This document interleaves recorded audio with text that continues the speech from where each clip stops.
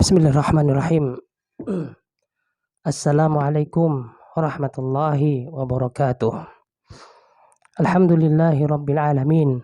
Wassalatu wassalamu ala ashrafil anbiya'i wal mursalin wa ala alihi wa ashabihi wa man tabi'ahum bi ihsanin ila yaumiddin, amma ba'd.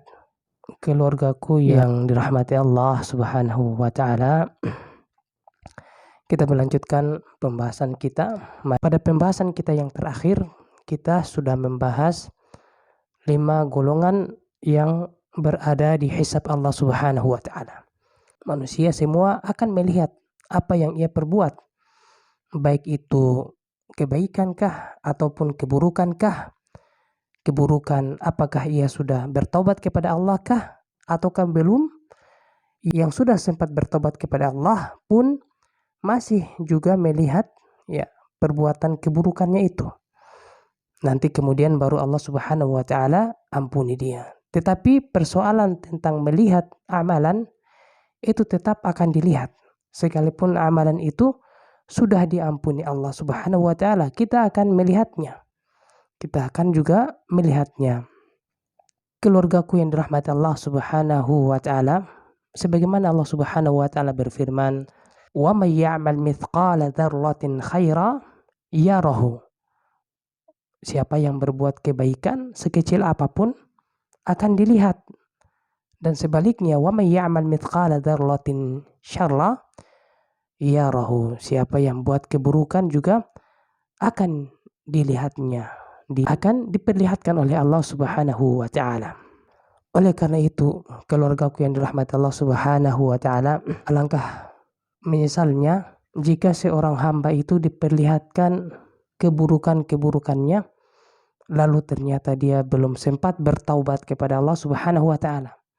Buruk sekali misalnya diperlihatkan dosa, apalagi dari dosa-dosa besarnya. Nah, kemudian dia belum sempat bertaubat, maka bagaimana perasaannya itu?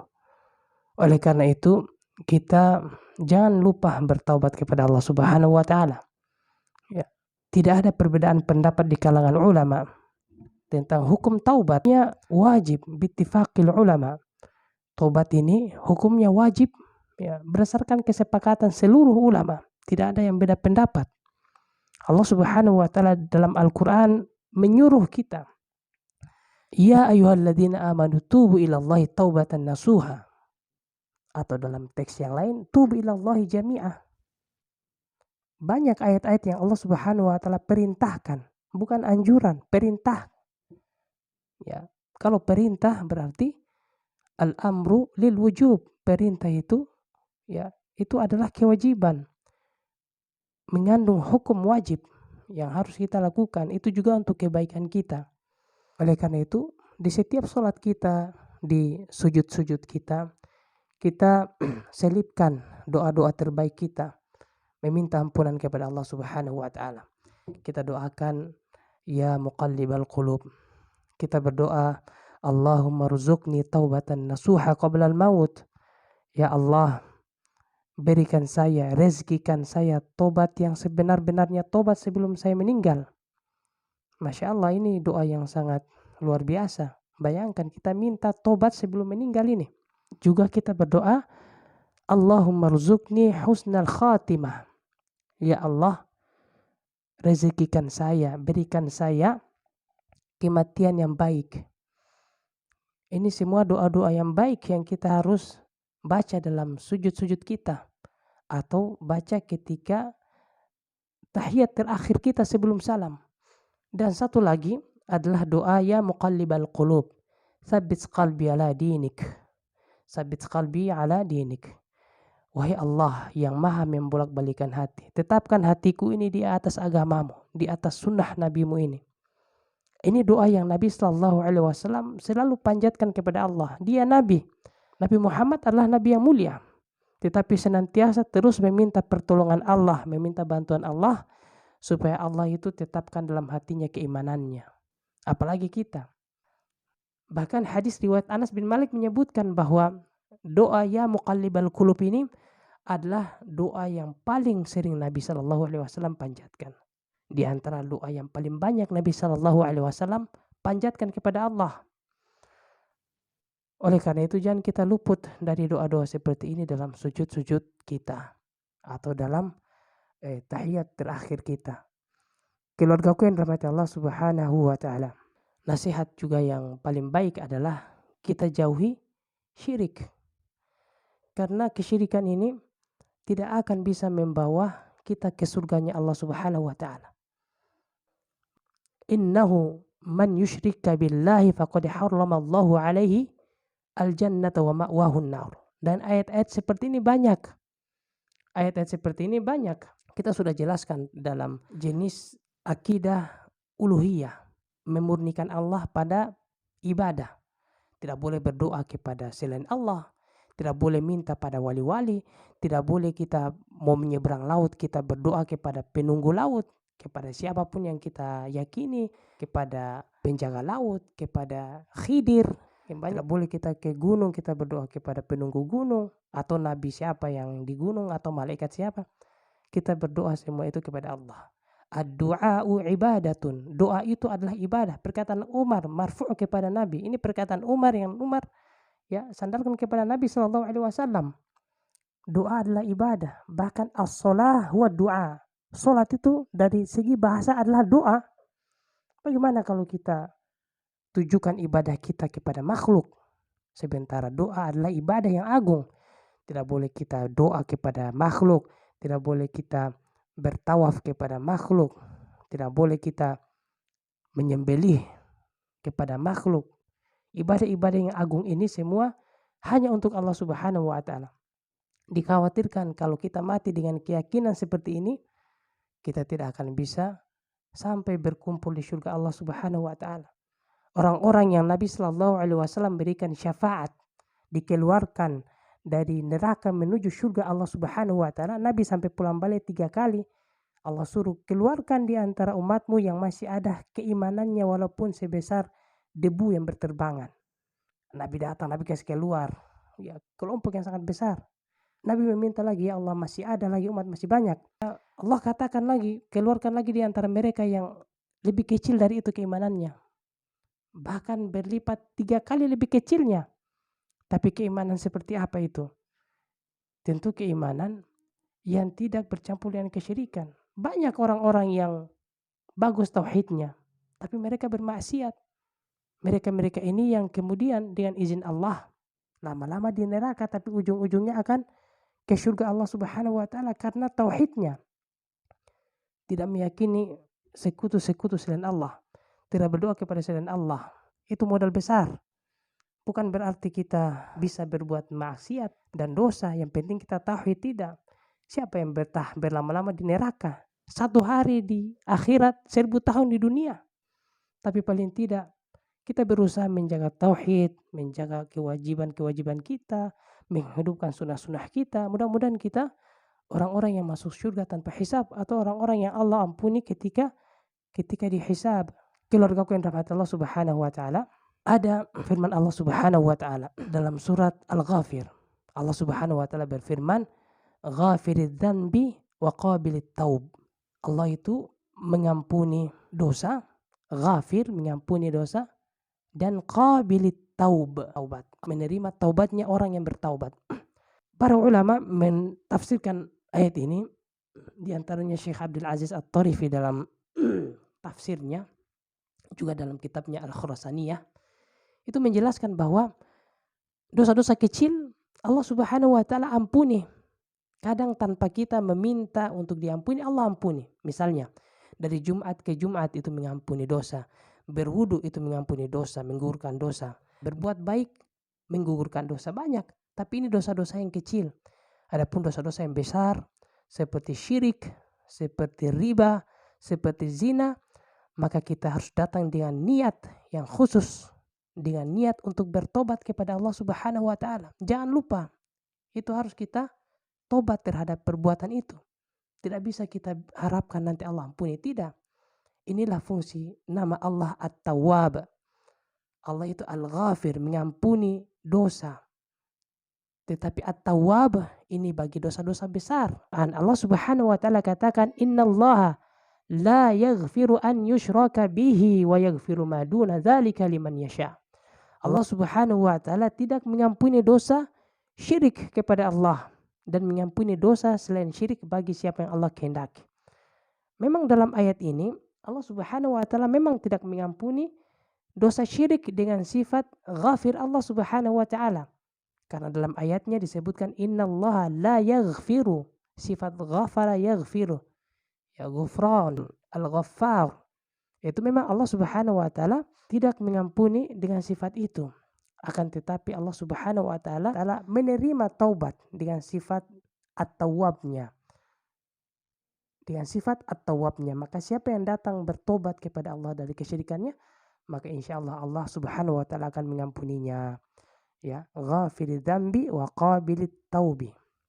Keluargaku yang dirahmati Allah Subhanahu wa taala, kemudian ketika manusia semua sudah dihisab Allah Subhanahu wa taala, maka marhalah berikutnya adalah tatayyara as-suhuf. Berterbangan catatan-catatan amal, kitab-kitab kita akan kita dapatkan, ya, berterbangan kepada kita. Ini juga masuk dalam al-'ardu, penampakan amalan dalam model catatan-catatan amal.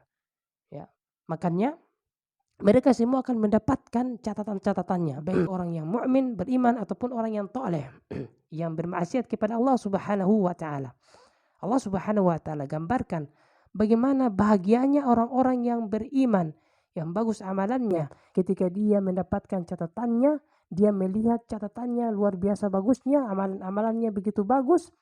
Dia bangga dengan kitabnya, dia katakan sebagaimana Allah Subhanahu wa taala kabarkan dalam Al-Qur'an surat Al-Haqqah ayat 19, fa amma man utiya kitabahu biyaminih. Adapun siapa yang mendapatkan kitabnya, yang diberikan kitabnya dari tangan kanannya, fayaqulu ha umqra'u kitabiyah. Dia akan katakan, inilah catatan saya, mari baca saya punya buku, mari lihat bukuku bagus sekali. Dia akan bangga, senang dengan catatannya. Bagaimana tidak senang? Habis itu dia sudah terbayang-bayang akan surganya Allah Subhanahu wa taala. Ini bukan persoalan lulus dari CPNS, bukan lulus dari diterima di suatu kantor, bukan. Ini tentang kekal di surga atau kekal di neraka. Maka orang yang mendapatkan catatan dari tangan kanannya luar biasa senangnya. Sampai-sampai dia pamerkan, dia mau juga ada yang baca bukunya ini. Bayangkan. Adapun orang-orang yang buruk amalannya, sebagaimana Allah Subhanahu wa taala katakan, kabarkan dalam ayat berikutnya, ayat 25, wa amma man utiya kitabahu bishimalih. Adapun orang-orang yang mendapatkan kitabnya dari tangan kirinya, fayaqul, mereka katakan, ya laitani lam uta kitabiyah.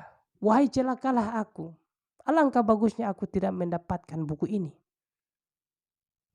Jengkel dengan catatannya, takut. Bahkan dalam ayat yang lain Allah Subhanahu wa taala sebutkan mereka, ya wailatana mali hadzal kitab. Mereka dapatkan bukunya, mereka heran. Kenapa buku apa ini? Semua terinci dalam buku ini. Semua catatan yang kecil, yang besar, semua dicatat di buku ini. Ya wailatana mali hadzal kitab la yughadiru saghiran wala kabiran illa ahsaha. Buku apa ini? Semua yang kecil, yang besar dicatat di sini. Heran mereka, panik mereka. Kemudian Allah Subhanahu wa taala akan katakan kepada mereka, ikra kitabak, baca buku kalian. Ini kemudian marhalah yang berikutnya. Jadi marhalah setelah mendapatkan suhuf, buku-buku catatan kita, maka marhalah berikutnya adalah marhalah al-mizan. Marhalah al-mizan. Di mizan ini Allah Subhanahu wa taala menyuruh setiap kita membaca dari buku catatan kita. Setiap kebaikan ditaruh di timbangan kebaikan. Setiap keburukan ditaruh di timbangan keburukan. Katakan faman thaqulat mawazinuh. Siapa yang berat timbangan kebaikannya, faulaika humul muflihun. Mereka ini orang-orang yang beruntung. Orang-orang yang beruntung sebagaimana dalam surat Al-Mu'min ayat 102. Bagaimana tidak beruntung? Setelah itu kenikmatan kekal yang mereka mau dapatkan. Mau masuk ke surga Allah.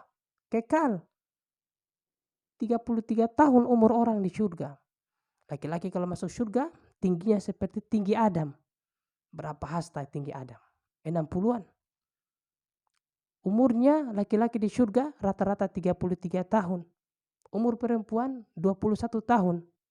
Setiap hari bukan bertambah tua, setiap hari bertambah indah. Kenikmatan apa saja yang kita pikirkan akan ada didapatkan di surga. Bayangkan itu, siapa yang tidak senang? Makanya untuk itu kita bersungguh-sungguh beribadah, beramal. Allah minta taubat Allah. Imam At-Tabari ketika mentafsirkan firman Allah Subhanahu wa taala, "Faman thaqulat mawazinuh," siapa yang berat timbangan kebaikannya, Imam At-Tabari katakan bahwa faulaika humul muflihun, mereka orang-orang yang sangat beruntung, yakni al-khaliduna fi jannatin na'im, yakni mereka akan kekal di dalam surga Allah Subhanahu wa taala. Berbicara tentang surga dan neraka bukan berbicara tentang setelah kiamat, bukan. Kesenangan dan keburukan itu kita akan dapatkan 10-20 tahun lagi. Tidak lama. 10-20 tahun lagi. Makanya kita sungguh-sungguh. Itu pun kalau kita tidak mati mendadak. Tidak mati kecelakaan di jalan. Tidak kena stroke tiba-tiba. Tidak tiba-tiba kita jatuh kecelakaan. Ya, ini berbicara tentang hari-hari yang normal. 10-20 tahun kita batasi. Maka ini perbicaraan tentang akhirat ini adalah perbicaranya orang-orang cerdas. Orang-orang cerdas. Nabi pernah ditanya, "Wahai Rasulullah, siapakah orang-orang yang cerdas itu di antara umatmu?" Nabi katakan orang yang cerdas adalah mereka yang banyak memikirkan kematian dan mempersiapkannya. Bodoh sekali kalau misalnya sudah tahu kita mau mati, umur sudah 40 seperti saya, lagi berapa puluh tahun, tidak mungkin 40 tahun lagi saya hidup. Kalaupun hidup sudah 40 tahun lagi sudah sangat tua, sangat tidak kuat lagi. Maka saya batasi umur saya. Dan kita semua keluarga aku yang dirahmati Allah, kita batasi umur kita. Kita punya umur kita yang masih kuat ini mungkin 10-20 tahun, itu yang kita pakai untuk ketaatan. Untuk banyak bertobat, banyak berzikir. 10-20 tahun itu kita jadikan waktu kita beramal betul-betul ini di dunia ini. Setelah itu surga dan neraka. Ini kalau kita tidak mati mendadak. Makanya kita pikir ini. Jangan kita malas-malasan dalam urusan akhirat ini. Keluargaku yang dirahmati Allah Subhanahu wa taala. Dan jangan sekali-kali kita melakukan hal-hal yang bisa membatalkan semua amalan kita. Kasihan kita sudah capek-capek sholat, belum tentu juga diterima. Mau bikin pembatal amalan? Sungguh sikap yang kurang cerdas. Mau pergi minta di kuburan, mau pergi minta di penghuni laut, mau minta di penghuni gunung, mau minta di wali, minta di Syekh Abdul Qadir Jailani, apa ini? Ini yang begini-begini, ini membatalkan amalan, kasihan. Amalan kita sedikit, kekuatan kita terbatas, belum tentu diterima, malah mau bikin lagi pembatal amalan. Keluarga yang dirahmati Allah Subhanahu wa taala, sampai di sini dulu, nanti kita akan lanjut masih dalam al-mizan, masih dalam pembahasan mizan. Subhanakallahumma bihamdika asyhadu an la ilaha illa anta astaghfiruka wa atubu ilaik. Assalamualaikum warahmatullahi wabarakatuh.